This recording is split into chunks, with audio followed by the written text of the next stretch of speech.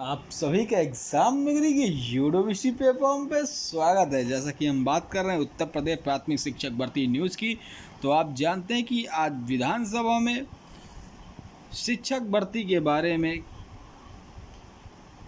सत्ता पक्ष और विपक्ष के नेताओं द्वारा चर्चा की गई, जिसमें शिक्षक भर्ती के बारे में काफ़ी विधायकों द्वारा, समाज पार्टी के विधायकों द्वारा प्रश्न पूछे गए और उस पर शिक्षा मंत्री जी ने क्या बयान दिया है उसको हम देखेंगे, सुनेंगे। और मंत्री जी ने क्या कहा है, क्या इस साल अब भर्ती आएगी कि नहीं, देखिए हर एक चर्चा करेंगे। क्योंकि इस विधानसभा में जब प्रश्न पूछा गया शिक्षा मंत्री जी से, तो उन्होंने कहा कि हम भर्ती निकालेंगे, लेकिन जब सारे केस फाइनल हो जाएंगे होने के बाद ही भर्ती निकालेंगे। और उन्होंने ये भी कहा कि शिक्षक और छात्र अनुपात बराबर है, क्योंकि उन्होंने पूरा डाटा बताया कि इस पर आप अगर देखें तो इस पर शिक्षक प्लस शिक्षामित्र प्लस अन्वेषक पूरा उन्होंने डाटा बताया, इसलिए शिक्षक छात्र अनुपात बराबर है। लेकिन अगर हम बात करें प्राथमिक शिक्षक भर्ती के बारे में, तो उन्होंने कहा कि जैसे ही सारे केस फाइनल हो जाएंगे, तो आप जानते हैं 69,000 में केस चल रहा है, जिस पे आप जानते हैं आरक्षण एमआरसी वाला आरक्षण वाला, दूसरा केस है 6800 सीटों वाला, और एक 68,500 का 22,000 सीटों वाला, और एक केस ये निपटा जिसमें एक नंबर बढ़े थे 69,000 शिक्षक भर्ती में। तो कई केस चल रहे हैं। ये केस जैसे ही निपटते हैं, उसके बाद सबसे बड़ा केस जो चल रहा है बीएड वर्सेस बीटीसी विवाद का, बीटीसी या डीएलएड विवाद का, ये फाइनल हो जाता है, ये सारे केस हो जाते हैं, तो फिर प्राथमिक शिक्षक भर्ती आपको देखने को मिल सकती है। तो सदन में क्या चर्चा हुई, मुख्यमंत्री जी से क्या क्वेश्चन पूछे गए, चाहे शिक्षा मित्र के बारे में हो, अन्वेषक हो या शिक्षक भर्ती के बारे में, उन्होंने क्या कहा, वो हम सब बातें देखेंगे। लेकिन एक न्यूज़ जो निकली है, हम वो न्यूज़ देखेंगे कि कम हो गए शिक्षकों के 1,39,000 पद। ये राज्यसभा में एक सवाल पर दिया गया जवाब है। एक साल में ही बड़े पैमाने पर संख्या घट गई है। अगर आप देखें तो 2018 के बाद कोई भी शिक्षक भर्ती नहीं हुई 69,000 के बाद प्राथमिक में, और शिक्षकों के पद जो कि 1,39,000 घट गए। तो आप देख सकते हैं जो डाटा दिया गया है, अगर आप देखें 22-23 का डाटा, तो 22-23 में 7,19,399 स्वीकृत पद थे। फिर वही स्वीकृत पद घटकर 22-23 में 5,79,622 हो जाते हैं। यहाँ पे देखिए, और कितना डिफरेंस इन दोनों के बीच में आ जाता है। पहले डिफरेंस था 2,65,000 सीट खाली थी, लेकिन ये अगर देखें एक साल के अंदर अब जो सीटें बची हैं 1,26,028 सीटें बची हैं, और जो कि 1,39,000 सीटें कहाँ चली गई, ये कैसे पद कम हो गए। क्योंकि आप देख रहे हैं कि शिक्षकों के तबादले हो रहे हैं, यह है, तो इसके बारे में भी उन्होंने जानकारी दी है। छात्र शिक्षक का अनुपात जो है, छात्र शिक्षक का अनुपात, उसके बारे में उन्होंने बताया कि कैसे छात्र शिक्षक का अनुपात पूरा हो गया है, जिसमें शिक्षा मित्र प्लस अन्वेषकों को भी लिया गया है। और अगर लिया गया है शिक्षा अन्वेषकों को, तो उनकी भी अगर ले लिया है तो उनकी भी सैलरी भी आप शिक्षक के बराबर कर दें, क्योंकि होनी भी चाहिए अगर लिया गया। लेकिन अगर आप देखें कि जो पद थे इतने कम कैसे हो गए, अगर आप देखें 1,39,000 बड़ी पद एक साल में, तो उसका भी जवाब दिया है विजय किरण आनंद, जो महानिदेशक स्कूल शिक्षा। उन्होंने कहा मुख्यमंत्री के निर्देश पर छात्रों का सत्यापन आधार पर संख्या से कराने के कारण नामांकन कम हुआ, उसके कारण ही शिक्षकों के पद कम हुए। तो छात्रों को आधार सत्यापन कराने की वजह से नामांकन कम हुआ, क्योंकि बहुत से लोग आधार कार्ड नहीं होते, ना आधार कार्ड देते हैं। उसकी वजह से छात्रों का नामांकन कम हुआ, इसलिए छात्र कम हुए, नामांकन कम हुआ तो पद भी कम हो गए। लेकिन आप जानते हैं कि शिक्षक भर्ती क्यों ज़रूरी है? अगर 1,26,000 प्लस पद खाली हैं, क्यों ज़रूरी? तो आप जानते हैं कि निःशुल्क क्योंकि नई शिक्षक भर्ती के लिए हाई कोर्ट में याचिका भी डाली गई, जिसकी सुनवाई भी हो रही है। और आपको पता होना चाहिए कि निःशुल्क शिक्षा अनिवार्य बाल शिक्षा अधिकार अधिनियम RTI के तहत अनुसार किसी भी परिस्थितियों में सृजित पदों का सापेक्ष 10% से अधिक सीटें खाली नहीं होनी चाहिए। लेकिन जबकि विभिन्न जनमतों के प्राप्त डाटा के अनुसार प्रत्येक जिले में 35% से 48% तक सीटें खाली हैं, सीटें पद रिक्त हैं। 4.5 साल से नई भर्ती नहीं आने के कारण शिक्षकों के पद रिक्त की संख्या बढ़ती जा रही है। ये चीज़ अगर देखें तो इंदुभाल तिवारी जो कि नई भर्ती के लिए हाई कोर्ट में याचिका करने वाले बेरोजगार हैं।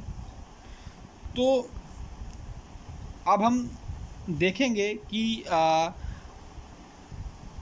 आज विधानसभा में जो प्रश्न पूछे गए विपक्षी विधायकों द्वारा सत्ता पक्ष से, शिक्षा मंत्री जी ने क्या जवाब दिया।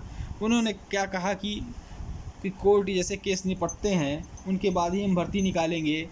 तो उसमें शिक्षा मित्र, DLED, BTC, अनुदेशक सब के बारे में क्या कहा, नई शिक्षक भर्ती के बारे में क्या कहा, ये देखिए, आगे देखिए, हम देखते हैं। उससे पहले जो भी भाई बहन चैनल पर नए, वो चैनल को सब्सक्राइब कर बेल आइकन दबा दें, क्योंकि विद्यार्थी जीवन से जुड़ी सभी सूचनाएं आपको यहीं मिलेंगी। आशा आप सभी भाई बहनों ने, मेरे प्यारे भाई बहनों ने चैनल को लाइक, सब्सक्राइब, शेयर कर दिया होगा। चलिए देखते हैं आगे वीडियो क्या होता है। जो शहर के करीब के स्कूल हैं, उनमें क्या प्रतिशत है, क्या अनुपात है शिक्षक और बच्चों का, और जो दूर दराज के स्कूल हैं जहाँ शिक्षक नहीं है, जैसे उदाहरण के तौर पर मेरे यहाँ 5-6 गांव ऐसे हैं जहाँ 800-800 बच्चे हैं, 600-600 बच्चे हैं, और स्कूल सिर्फ 2। शिक्षक नहीं है। उत्तर आ रहे हैं, गुलाम मोहम्मद भाषण नहीं, आपका प्रश्न आगे उत्तर आने दीजिए।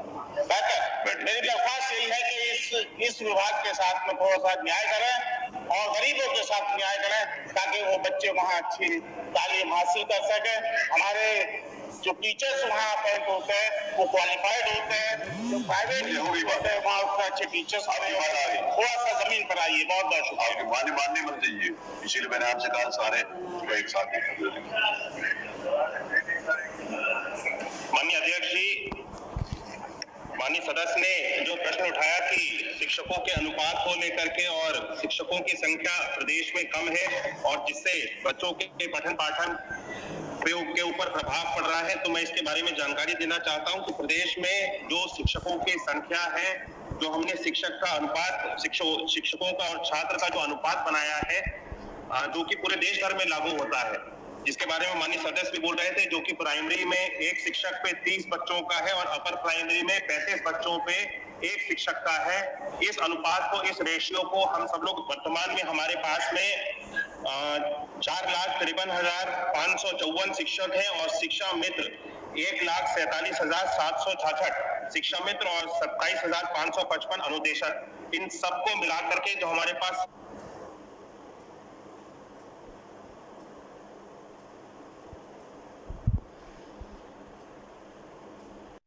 जो शिक्षक हैं, जो हमें अनुपात बनाना है पूरे प्रदेश भर में 1:30 का प्राइमरी में और 1:35 का अपर प्राइमरी में, इस अनुपात को हम सब लोग पूरा करते हैं और पठन पाठन पे बच्चों के किसी भी विद्यालय में इस तरह का कोई प्रभाव नहीं आता। और जहां तक माननीय सदस्य ने प्रश्न उठाया कि जो विद्यालयों में शिक्षकों का जो रेशियो है, वो रेशियो उसी जनपद के अंतर्गत बराबर नहीं है, तो उस रेशियो को भी हम सब लोग सरकार के द्वारा व्यवस्था बनाई जा रही है, योजना बनाई जा रही है कि जिले के अंदर हर एक विद्यालय में शिक्षकों का जो रेशियो है, अनुपात है, उसको बराबर बनाया जाए और अंतर जनपदीय हम सब लोग शिक्षकों को, जिस भी विद्यालय में शिक्षक अगर एक्स्ट्रा है और बच्चे वहाँ पे कम है, तो उस विद्यालय से शिक्षकों को हम सब लोग दूसरे विद्यालयों में जहाँ पे बच्चे कम है, उस विद्यालय में भेजने की कार्रवाई सरकार के द्वारा की जा रही है और हम सब लोग इस पे कार्य कर रहे हैं।